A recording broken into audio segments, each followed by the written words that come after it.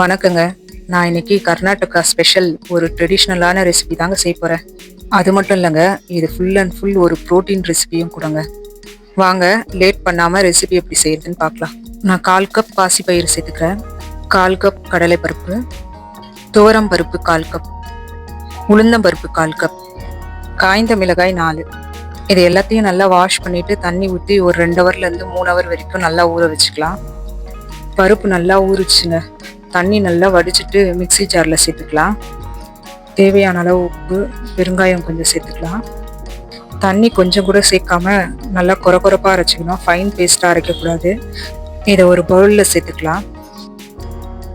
பொடியாக கட் பண்ண வெங்காயம் சேர்த்துக்கலாம். கட் பண்ணி வச்சுருக்க பச்சை மிளகாய் சேர்த்துக்கிறேன். துருவின தேங்காய் சேர்த்துக்கலாம். இஞ்சி பூண்டு 2த்தையும் சின்ன துண்டுகளாக கட் பண்ணி வச்சுருக்கேன், அதையும் சேர்த்துக்கலாம். மல்லித்தழை கொஞ்சம் சேர்த்துக்கிறேன். சீரகம் 1/2 ஸ்பூன் சேர்த்துக்கிறேன். மஞ்சள் தூள் 1/2 ஸ்பூன் சேர்க்குறேன். இது எல்லாத்தையும் நல்லா கலந்து விட்டுக்கலாம்.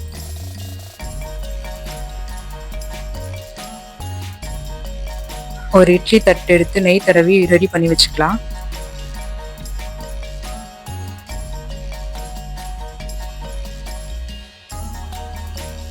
நம்ம கலந்து வச்சிருக்கிற மிக்ஸை இந்த மாதிரி ஓவல் ஷேப் பண்ணி இட்லி தட்டில் ஒன்று ஒன்றா வச்சுக்கலாம்.